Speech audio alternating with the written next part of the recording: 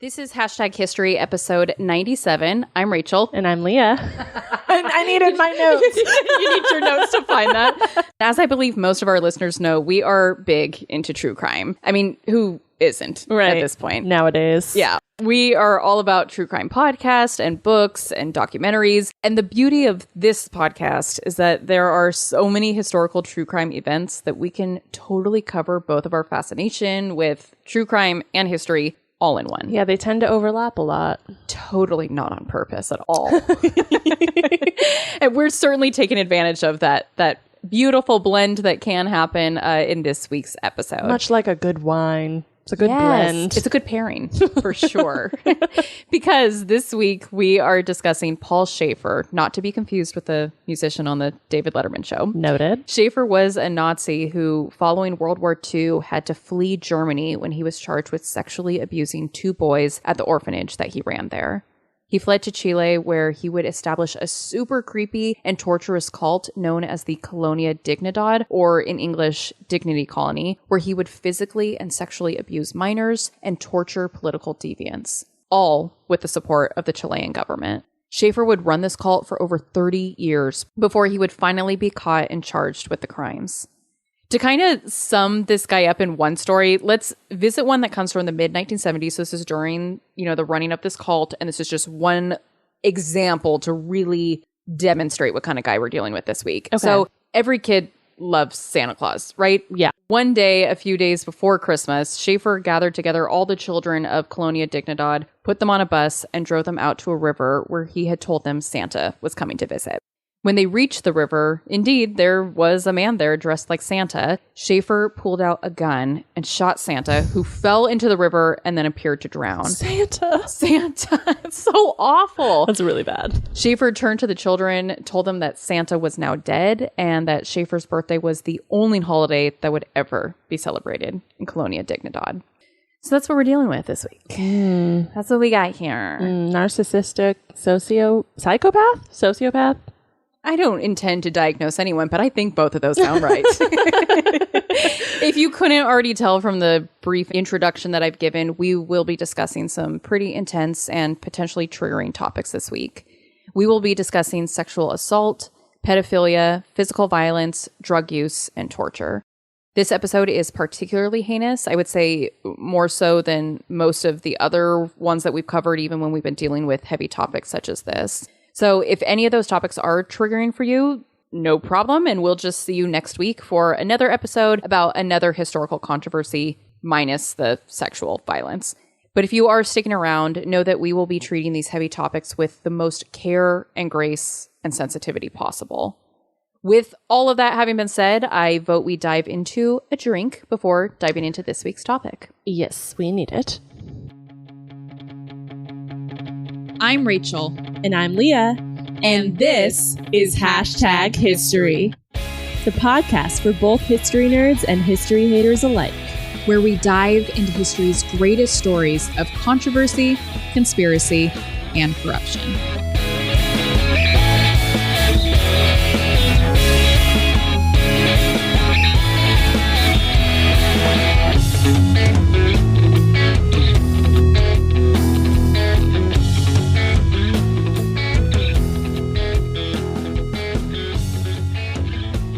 Firstly, we'd like to give a huge shout out to American History Nut, or American_history_nut on Instagram, who sponsored this week's cocktail and wished us, quote, best of luck with your podcast. Yay. Thank you so much for that. Yeah, thank you. We really appreciate you. And for anyone else that wants to buy us a cocktail and be shouted out on future episodes, you can find a link to do so on our website, support us page at hashtaghistory-pod.com. Or there's also a Linktree link in our Instagram bio at hashtaghistory_podcast. Yes, that is where you can go to do that. And we so appreciate the support. I mean, we just feel super lucky to have been supported from the day we started our We've never missed an episode. We've never. Yeah. So exactly. I think we announced it at our 2-year anniversary show that we did that, hey, here's a new way that you can support the podcast. That was a year ago now almost. Yeah. And we have had every cocktail sponsored since then. Yeah. Now that I put that into words, that's really super amazing. It is sweet. Thank you so much for that, everyone. So today's cocktail hails from Peru or Chile.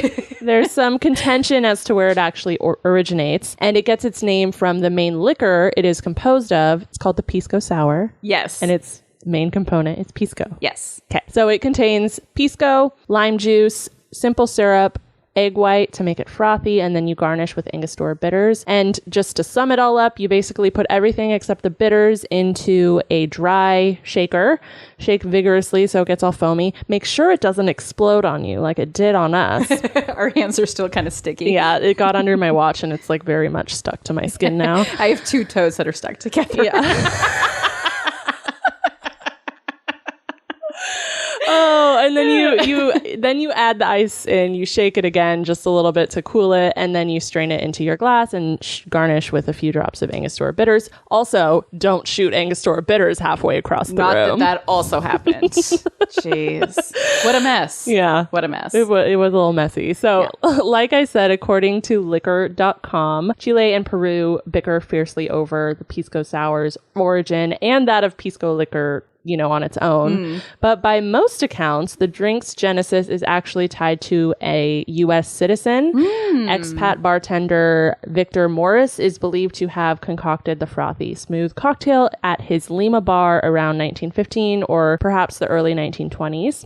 Either way, I think you and I can decide definitively today if the pisco sour is indeed a cocktail worth fighting over. Because our opinions matter most. More than the entire country of Chile. Or Peru. Cheers. This is delicious. Oh my God, it's so good. Delicious. My husband has had these before. He talks about them. He's been telling me for a long time that I need to try one. This is my first time trying it. Yeah. It is so good. And I'm sad that I hadn't tried this before. Yeah, it's frothy. You can really taste the pisco, and the pisco isn't gross. Like, it actually tastes good. That's what I say. I don't know if it's the pisco is just a smoother liquor or if it's a combination of that and because of the egg whites. It's a super, super smooth drink. Yeah. Rating? I was going to say a 9. I'm going to say a 10. Yeah. This one, I know you're shocked. I'm shocked. This is delicious. Okay. 9.5 for all of Chile and Peru. We understand why you are fighting over it. You're a girl worth fighting for. You're a girl worth fighting for. Amazing.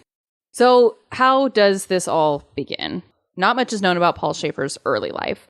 All we really know is that he was born near Bonn, Germany on December 4th, 1921 to a Lutheran family. And really the only thing we know about his childhood is, well, I'm going to have you check out a picture of him that was taken when he was much older. And it's not exactly obvious what I'm hoping you're going to point out, so I'll set you in the right direction. Whoa, look at those ears. Yeah, the ears are pretty intense. To be honest, I hadn't noticed those. Now that we're examining his full face. It takes up about a third of his face. I would venture to say more. I would venture to say 3/4, bordering on 85%. Oh, but we're not. Well, I guess I don't feel that bad making fun of him. But no, I think what you were probably referencing is one of his eyes looks like more hooded than the other. Yes. So it doesn't super stand out. No. But one of those eyes is a little, it's drooping a little more than the other. And that is because that is a glass eye. Oh. Yeah. Because when he was a kid, there was an accident with a fork. Ah. One of my sources said the accident occurred when Schäfer was attempting to untie his shoe with the fork. Is that a common thing in Bonn? It's like, I just would never think that. Like, I've had very tightly tied shoes before that I've tried to get untied. Fork was not the first resource for me, really. Either way, however this accident did happen, he ended up gouging out his eyeball with a fork. Yeah, so Leah just passed out, and I'll just do a solo episode from now on, I guess. Oh my God, that's gross. It's really gross. Either way, he would later tell people that he lost this eyeball during the war. Speaking of the war, let's think time and place here. We're talking about the late 1920s, early 1930s in Germany when Schäfer was growing up. I'm not sure that you're very familiar with, what might have been going on at that time. There might have been a couple conflicts. Yeah, minor disputes, honestly. Right. So World War II, obviously. He's growing up in Germany. Schäfer, he ends up joining the Hitler Youth. The Hitler Youth was a movement early in Nazi Germany whose sole purpose was to train young boys basically on how to be a Nazi. At the age of 6, every boy was expected to join a Nazi youth group. At the age of 10, after passing a racial purity test, they were registered into the German Young People's Group. And at 13, a boy would officially become a part of the Hitler Youth. By 1935, roughly 60% of German boys were a part of the Hitler Youth. And by 1939, it would become mandatory for all Aryan boys to join. This is, I always have to throw in my pop culture references. And honestly, thank you for that, because I feel like I never understand any of them. So it's good. It's a good sprinkling in those things for the people that do know. So the first one that this makes me think of is Jojo Rabbit, the movie Jojo Rabbit, which came out, I feel like it was like 2018, 2019. Okay. I still haven't seen it, but it's definitely on the list of things I know I need to watch. And it's by Taika Waititi, who I love his viewpoint and his sense of humor. It's actually like kind of a dark comedy about a kid, a little boy who was in the Hitler Youth. Wow. But it's like funny. They make it fun. Okay. Yeah. It's like satirical. During World War II, Schäfer would serve as a medic, eventually reaching the rank of corporal. Following the war, Schäfer became a Lutheran youth leader at an evangelical church. This wouldn't last very long, though, due to rumors that he was molesting young boys there. And that's where those rumors start and finish. That's really all we know about that. But I think it's safe to say that those rumors were true, because we know only a handful of years later, in 1953, when Schäfer established an orphanage, he would continue this horrendous behavior there. In 1959, he would be charged with sexually abusing 2 young boys in this orphanage. A warrant was issued for his arrest. Despite these allegations, Schäfer had built a bit of a following, and in an attempt to flee Germany as a result of these charges, he and his followers would, after a small period of time in the Middle East, they would relocate to Chile in 1961. So while he was running this orphanage, he was already kind of establishing a cult. Totally. Following. So I'm so glad you asked that, because it's not in my notes necessarily, but yeah, so he's like, a youth leader, evangelical guy. Yeah. He needed finances and funding to start up this orphanage. So he had to kind of be like campaigning and putting his really charismatic personality out there. And so he did end up getting a group of followers. And, there are always those people that are saying, they're just haters. Those that were trying to take down the orphan, or you take him down because he's doing this amazing thing at the orphanage. Yeah. No, those aren't true. Those rumors about him molesting children. So yeah, that was a good question, because he had gathered groups of people that thought he was this really amazing guy and doing this really amazing thing. Okay.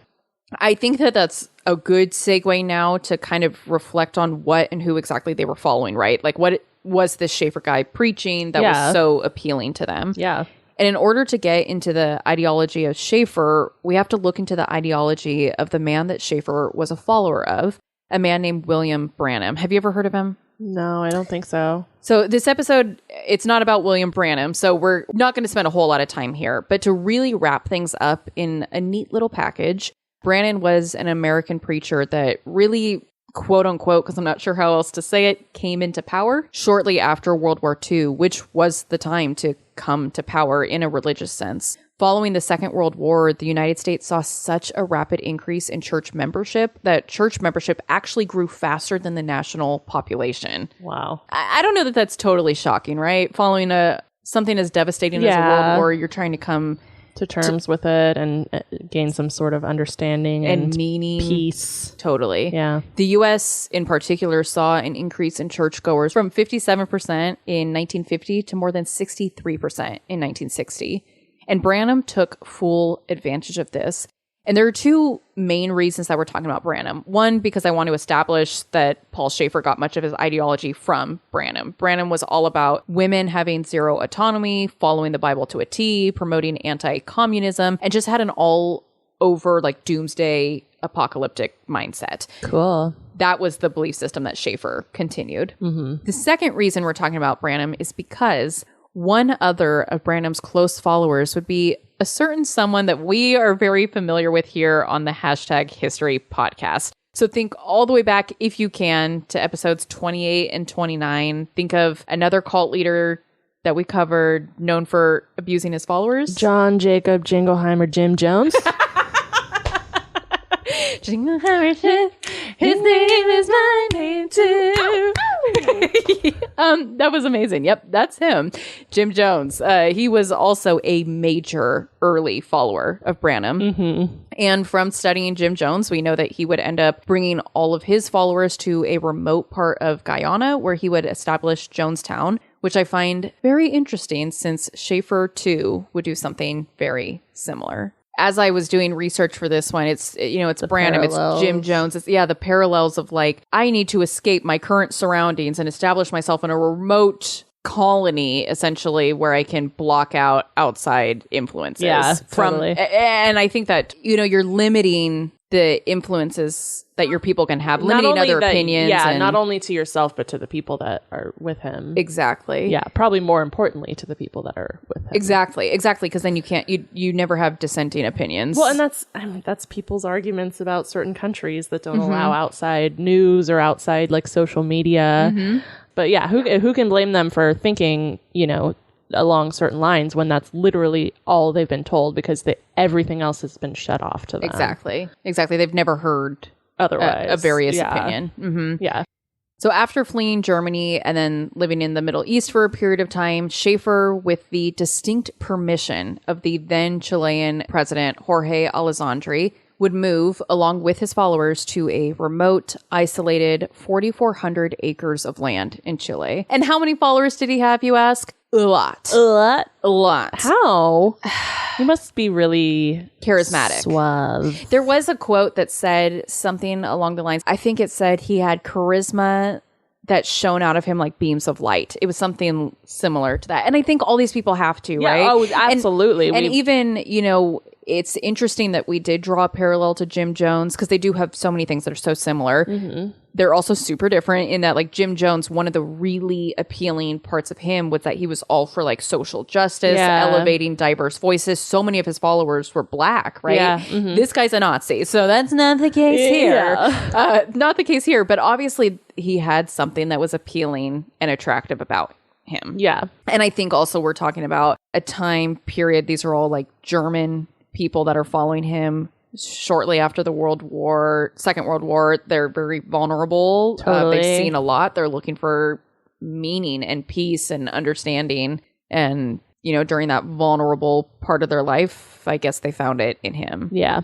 Initially, it was just 10 of these OG followers that came along with Schäfer to first establish the colony. But by the time the final wave of families following Schäfer had immigrated in 1973, we're looking at roughly 300 people. Oh my gosh. Yeah. Over time, they would add to this group of people when they adopted or kidnapped some of the local Chilean children. What? Yeah, we haven't even gotten there yet. This colony that Schäfer established would be called Colonia Dignidad, or, like I already shared in English, Colony Dignity.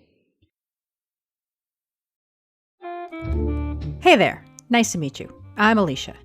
Do you like history? Are you long on curiosity but short on time? Well, you're in luck. Each week on Civics and Coffee, you'll get a short overview of a person or topic in U.S. history, all in the time it takes to enjoy a cup of coffee. I cover the known and unknown, all in bite-sized episodes. Available wherever you get your pods or at the website civicsandcoffee.com. New episodes released each Saturday.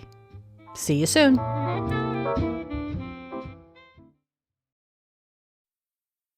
Pretty early on, trouble was evident. For one, Schäfer did not allow for children to live with their parents. In fact, he had a separate house specifically for the children, while the majority of the adults lived together, generally in groups of 6 or more, where they, in their little kind of like dorms, had next to no personal belongings. Separating children from their families is like a siren. Like that's like a red flag. A red flag. A huge, huge red flag. Yeah. To justify this, Schäfer said, quote, "The problems in child education aren't the children. They are always the parents, because the parents are responsible for the sins of the children," unquote.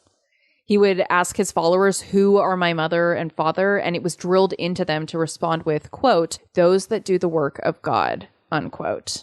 Interestingly, Schäfer had his own private apartment inside the children's home. Yeah. This separation would extend to men and women too, in an effort to not give in to the quote, sins of the flesh, unquote, Schäfer also forced men and women to be segregated and forced celibacy on the majority of his followers, even amongst married couples. To keep temptation at bay, women were forced to wear baggy clothes and wear their hair up in tight buns, which, I mean, is how I look every day. So sounds about right. So I'm familiar with that. But yeah, it's even couples that had previously been married were, for the most part, no longer allowed to continue those relations. Which it's so interesting because if his whole mindset is to strictly follow the Bible, or at least that's where he started from, obviously, like sex amongst married couples is totally acceptable. Totally acceptable, yeah. And procreating is totally acceptable and in the encouraged. Bible. And encouraged. Yeah. And that's something else that we'll be talking about not too long from now. Fiscally and economically speaking, Schäfer was running a very successful colony on the backs of unpaid, hard labor. We're talking that those, like in the colony, were generally working about 12 plus hours a day. Over the 30 plus years that Schäfer would run this colony, they would establish a 65-bed hospital, 2 airstrips, a school, a restaurant, and a power station. Whoa. And, going back to the establishment of this hospital, it's really important to note that for the local Chilean people, they didn't have many other options or resources for healthcare. So when this colony started offering free healthcare to locals, this was a really, really big deal. And I think, if we want to really dive into it, super strategic and manipulative and planned. And yeah. I mean, he knew that he would need the support of locals and the government, and just giving off the facade that he was this really generous, charitable guy. I think that's the MO of most like manipulative people, is to see what's missing in an area and then, I don't know. Yeah, filling that gap. Fill that gap, or in an area or in a person or in whatever. That actually, that kind of gave me chills a little bit, because I totally agree that manipulative people find what's missing in a person and fill in that gap. And that's how they take advantage of people. Mm-hmm. Over the course of the hospital's operation, they would provide treatment to some 26,000 people. For new moms, they had this system in place where the hospital would supply them with powdered milk every single month for the first 6 years after the birth of their child. Wow. Which meant that, for some, they were able to then overlook the fact that children treated at this hospital were oftentimes abused or even essentially kidnapped and never returned to their families. Oh my gosh. Can you imagine that? Because it's really your only resource, like my kid is very, very sick. Yeah. Free healthcare, and then they just literally never give you your child back. Oh my gosh.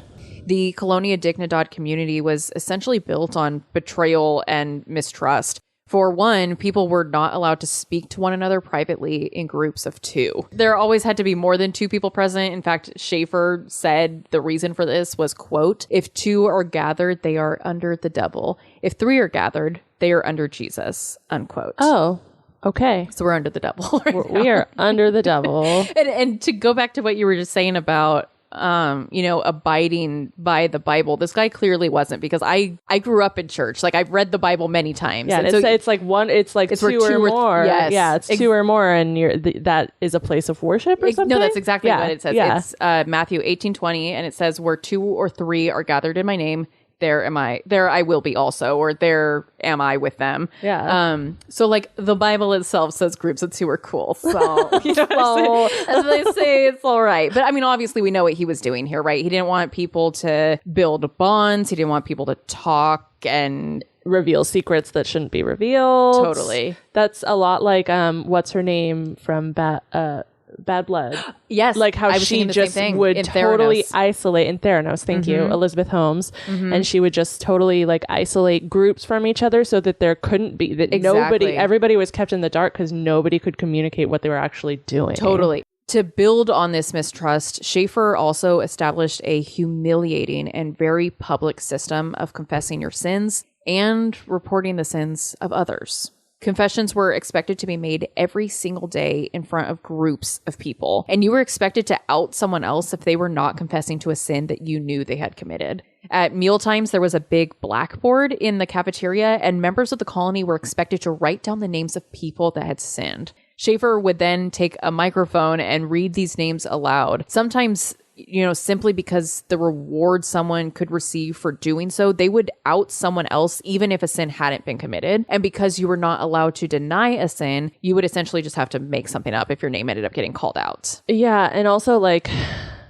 I'm sure what they consider sinful is not like totally. It could be anything. I've heard people share this before. This isn't at all a dig at like the Catholic faith, but confession is a part of the Catholic faith. And I've heard from people that grew up in that faith that they felt as kids like, okay, it's confession time. And they just had to like come up with stuff. And it can be something as simple as like, I stole a piece of bread, or like, or even something like I used too much toilet paper when I wiped my butt this morning, or something like that. Like you're just trying to come up with anything. And it kind of gives me the same vibes here. Like, and yeah, if you're like faced with like, Rachel, you sinned. What did you do? I'd be like, I thought about pizza. I don't know. While I was for too long. I thought about pizza for too long. Totally. I don't know how well those things would fly here, but there was, kind of a reward system in place for those that did out others. And that reward could honestly just be as simple as, cool, you're not going to get punished today. Yeah. You don't have to work more than 12 hours today. Right. Punishment for sins was horrendous. This punishment could include withholding food, having dogs sicked on you, being beaten, being subjected to even harder labor, enduring horrendous shock treatment, or essentially being ostracized from the community. If you were determined by Schäfer to be a quote-unquote rebel, you were forced to wear specific clothing to identify yourself as such to the whole community. Rebel scum. Sorry, that was a Star Wars reference. I got that one, actually. Yeah. I am not a major Star Wars person, but I have two brothers. So I've seen all the movies. Yeah. So I got the reference. Thanks. Good. Yeah. For the men, they were forced to wear bright red shirts. And for the women, they were forced to wear literal potato sacks over their already baggy clothing. One particular rebel, a man named Franz Barr, was beaten so severely by colony members that his skull would break and he would have to spend time at the colony's hospital. Yeah. If that wasn't bad enough, he never left the hospital, which kind of sounds like a horror movie, right? For sure. And then they never left. For the next 31 years, Barr was forced to stay in an upstairs section of the hospital where he was regularly heavily sedated, making it that much more difficult for him to even attempt escape. He was still forced to perform hard labor every day, which included operating heavy machinery, all while being incredibly medicated. The hell? Was that like that was just a continuation of his punishment for whatever quote unquote sin he did? Yeah, he was considered by Schäfer to be a rebel, someone that obviously clearly wanted to break out of this community, and Schäfer couldn't have that. He couldn't have someone exposing his dirty laundry. And so he just kept him in this perpetual state of incapacity, I guess is the word I would use. Yeah. All this time, Schäfer was actively sexually assaulting young boys in the colony. In fact, it was a regular occurrence for him to sedate them, give them a sponge bath, and then molest them. He was known to always have a few boys with him at all times and even dictated what type of clothing they could wear on their bottom halves so that it would not be too much of an inconvenience to remove them quickly and easily. Over time, Schäfer would end up expanding this colony from 4,400 acres to 32,000. Because his community was considered to be a charity, given how much benefit their hospital provided to the locals, Schäfer was able to smuggle weapons from Germany, such as machine guns, without having his packages checked. That was all part of being like a charitable institution. Yeah. And he did all of this with the support of the Chilean government. Yeah. On September 11th, 1973, Augusto Pinochet, a man who had openly admitted to being a Nazi sympathizer, seized control of Chile when a coup killed the former president. Pinochet ran with a militant objective, suspending the constitution, banning all political parties, and creating the National Intelligence Directorate, which was a police force designed to capture anyone that was not loyal to him and to throw them into detention centers or worse. By the end of 1973, he had killed more than 1,500 people. Between Pinochet being an admitted Nazi sympathizer and the fact that Chile and Germany have had a long-standing military relationship, he and Schäfer got along just well. Yeah, I'm sure. By the following year, Pinochet would grant Schäfer not only the right to dig for gold and uranium, but he would also grant Schäfer a Mercedes-Benz limousine. Obviously, though, Pinochet wasn't giving Schäfer all of this without something in return. Mm-hmm. No, in return, Schäfer's colony would end up being directly responsible for capturing and brutally torturing any Chileans that did not fall in line with Pinochet's rule. I don't know. I don't even know what to say. That's kind of how this whole episode feels, is it's so disturbing and so wild and so crazy that you almost can't pinpoint what you're thinking about, right? And like, so everything is like not counterintuitive, but it's like he says one thing and then he does another. Which I know that's not uncommon for like crazy cult leader people, but I don't know. It just seems like... I get what you're saying. It feels like a cult should have clear objectives, clear mindset, clear beliefs. And this guy just contradicts himself left and right. Yeah. Yeah, I agree with you. This torture that the colony would inflict on these political deviants included shock treatment, being stabbed with needles, being burned, punched, doused in warm water, followed immediately by cold water, and being deprived of food and sleep. And while no bodies have ever actually been recovered, it is generally believed that the colony did kill people. In fact, there is this one horrible story that comes from a former member of the colony who was ordered by Schäfer to drive a bus of 35 people, all of whom were quote unquote disloyal to the Chilean government. He was told to drive this bus out to an abandoned part of the colony. And as he was leaving, so he left the bus there and then he takes off. As he's leaving, he heard machine guns going off behind him.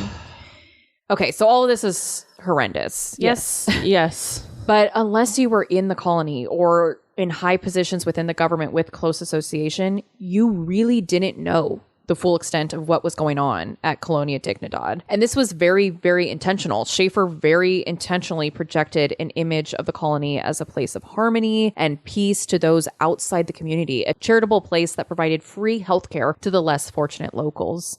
He even had promotional press videos put together showing how happy this community was, showing the men harvesting the fields, showing the women in the kitchen making the food. When a man named Wolfgang Mueller escaped the colony and fled to Germany in 1966, telling them, of the atrocities that had occurred within the community, the Chilean government did have a delegate sent to check out what was going on. Mm-hmm. This delegate was greeted by the children singing songs and being served with fancy food.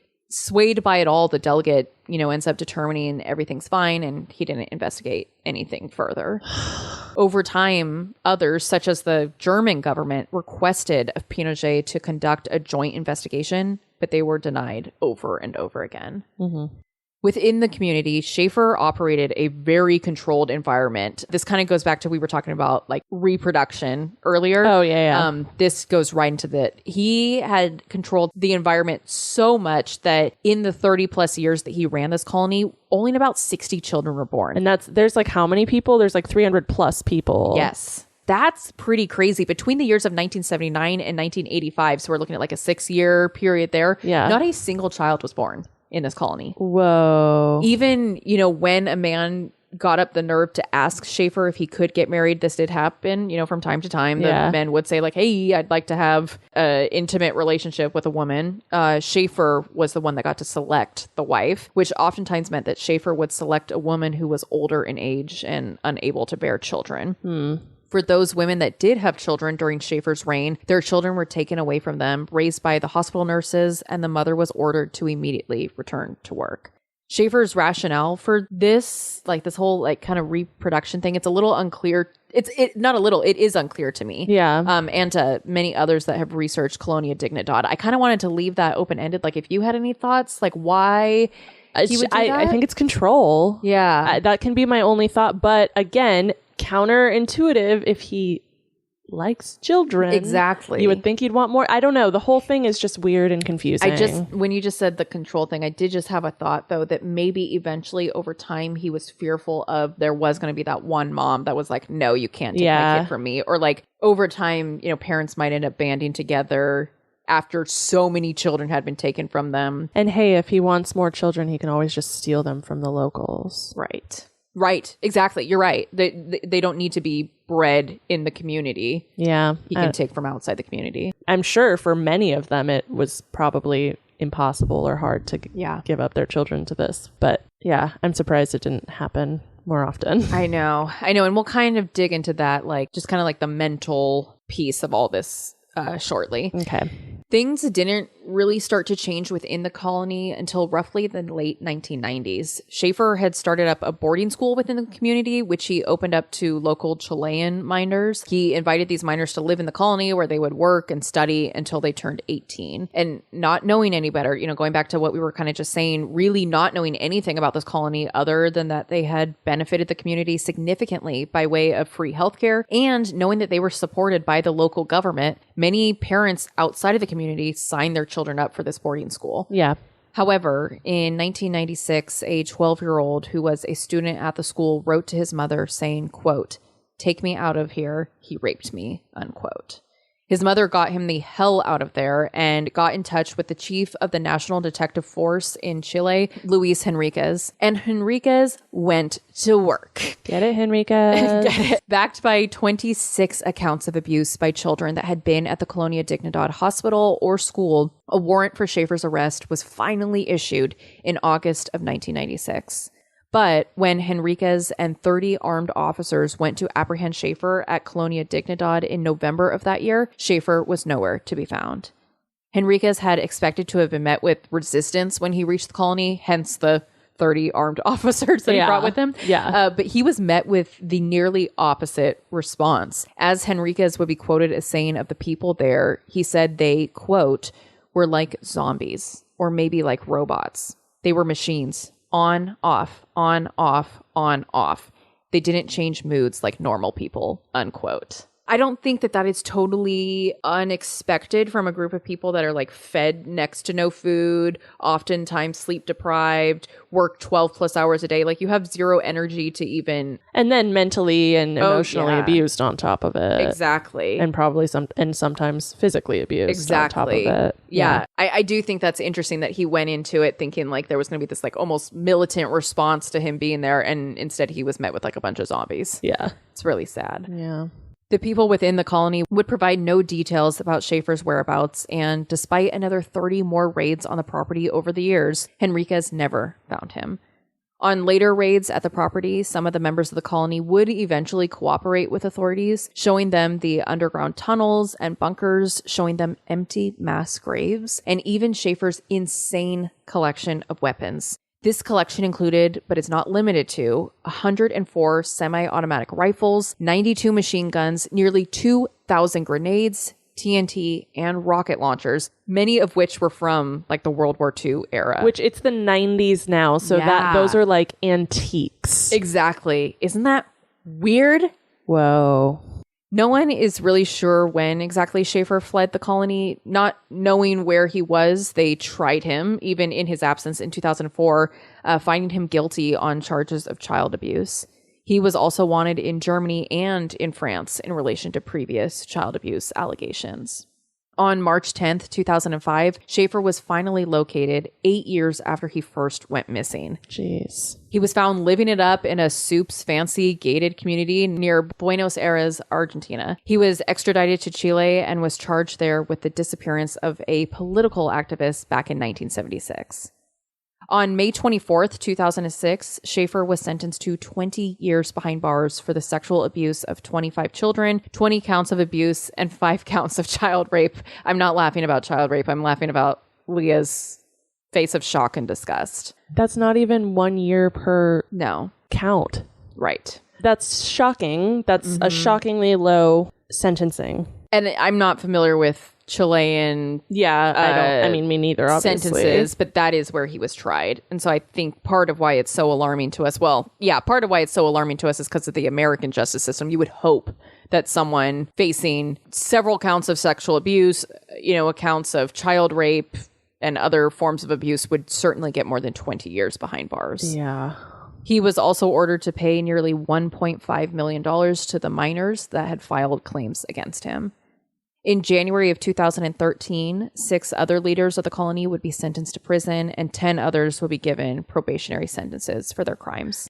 On April 24th, 2010, Schäfer would die at the age of 88 from heart failure.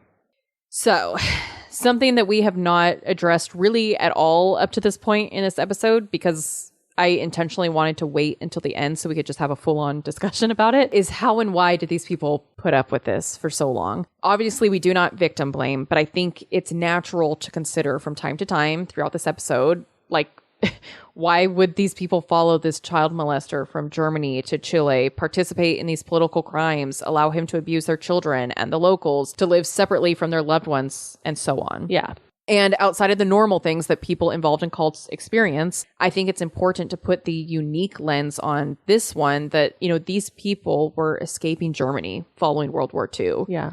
It was super freaking common to escape Germany following the war, particularly if you were a Nazi. Many Nazis did this. It was very common in Germany following the war to watch your loved ones that had served in the Nazi party be captured, arrested, and or forced into labor camps by the Allied forces. I think these people were desperate, and I think they were vulnerable. And I also think that they had seen a lot of shit. Whatever atrocities they faced while in this colony may not have felt all that bad compared to what they had seen and done in Germany, both during the war and immediately thereafter. Not to mention all the other things about being in a cult. Brainwashing, love bombing, control, told over and over that this was for a religious purpose, and so on. Yeah. And I also think, like you said, they were part of the Nazi party and they're closed off from the rest of the world. I'm sure that they thought, I have nowhere else I can go. Like, this is the only place where I'm not going to be persecuted or socially ostracized for my participation in that. Totally. Yeah. I think that's exactly it. I mean, like I said, it was really, really, really common for former Nazis to flee Germany. Yeah. Or families of former Nazis to flee Germany. So it was just this group of people. It was like a lot of those followers that he had, you know, a huge chunk of them were initial followers, and then the next like waves of people that came, a lot of those were the families of those followers. So they were probably writing back to their family like, oh, it sucks in Germany, come here. It sucks here too, but maybe you know, it's equal, it's not as bad. As Dr. Niels Biderman, a Chilean psychiatrist who had actually observed Colonia Dignidad, put it, quote, everything was done to further religion. Like in any sect, the colonists had a spiritual leader in Paul Schäfer, to whom they formed a strong attachment. There was a complex network of emotional connections in the Colonia. It was not a concentration camp system in which prisoners tend to think of themselves as individuals. It was a community, and the children suffered the most, unquote. Any final thoughts? Other than that, that was a wild ride. Just ew and ew. Yeah. It's just gross. And I always try to have empathy for the folks that follow, like our followers of it, regardless of what their past was, because being emotionally abused and manipulated and all this stuff is horrific. But yeah, I don't know. I think that's something that we do have to do over and over. You know, it feels that way all the time when you hear about these people that ended up following like some crazy leader or are involved in some kind of cult. I would never do that. Exactly. We do this like oftentimes unintentional victim blaming of assuming that these people were uneducated or assuming crazy, you know, that they're just not intelligent, easily manipulated. I think it goes exactly to what you said, is a manipulative person finds in you the things that you're seeking, the things that you're missing. And so I think virtually anyone can be manipulated. In the right circumstances and with the right people, I do think anybody could be, right, you know, regardless of education. Oh, totally. And so on. Yeah.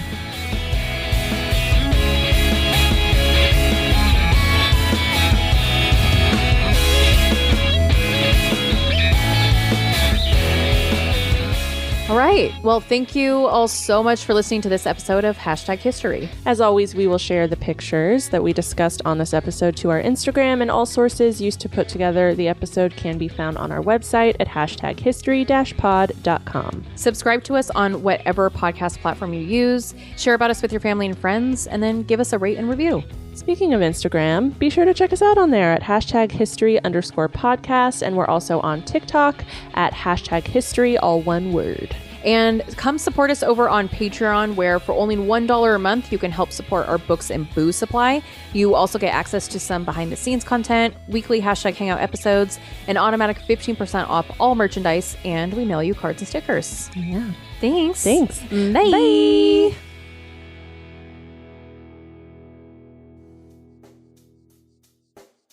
Check the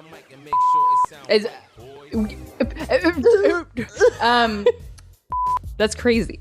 That's crazy.